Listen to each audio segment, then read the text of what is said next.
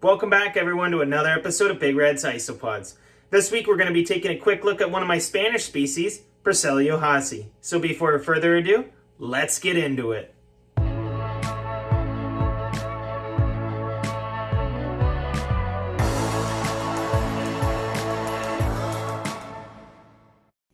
Alright guys, so today we're going to be taking a look at my culture, Porcellio Haasi, high yellow.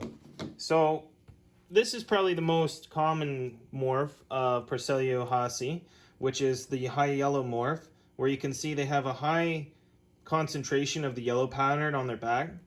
The normal Haasi actually has less yellow on its back.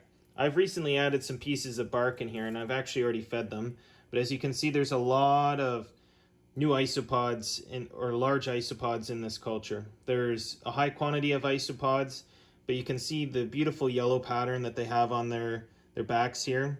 It's quite awesome. It's a really great species to have as a beginner. I wouldn't keep them as a beginner isopod if you're just new to isopods, but if you want to get into Spanish species, this is definitely a great one to have. Definitely to try it out. Due to the fact that they're not too terribly picky. Yes, you want to have your moisture retentive side, and yes, you want to have your dry side, but you don't want to make it too terribly dry.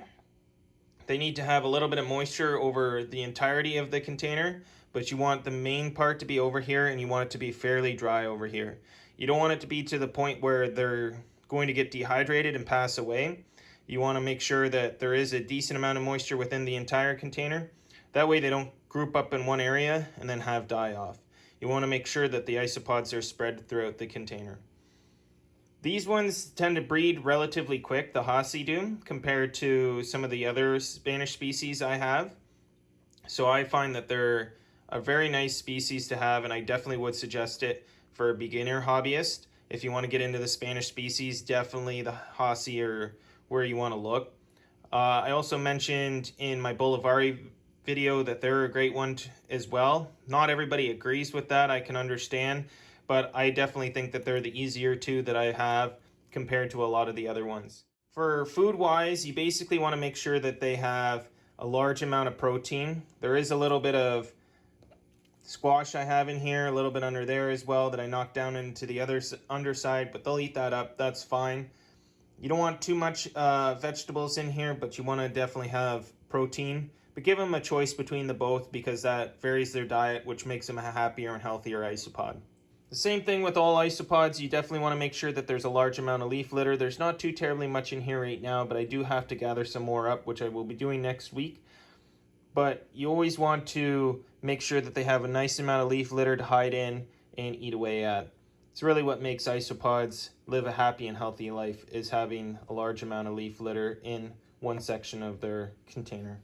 Another nice thing about Haasi is they don't tend to get too big. I know a lot of the other Spanish species, they'll get up to 1 inch to 2 inches long, depending on which ones you get, where I find the Haasi tend to only get about almost 1 inch long, not too much bigger than that. So if you're a little bit timid to the fact that the Porcellio Spanish species can get very large, this is one for you, and I would suggest getting these ones for your cultures because they don't get too terribly big. They tend to stay relatively small. Alright guys, that's it for this week. We just took a quick look at my culture of Porcellio Haasi. Kind of went into a little bit of a care guide into it. It's nothing too terribly difficult. I mean, it's one of the easier Spanish species. I would definitely suggest it to anybody who's looking into getting into any of the Spanish species. Some of them can be relatively difficult, but I didn't find the ones that are supposed to be the harder ones too much of a difference between one that I would suggest as a beginner. Yes, you do have to have a dry side. Yes, you do have to make sure it's not too wet. You got to make sure that there's kind of a happy medium, I'd say, in there. But other than that, it's fairly easy. So thank you guys for watching. Thanks to the frogs for adding the background sound. And don't forget to like, comment, and subscribe. And we'll see you guys all again next week. Bye.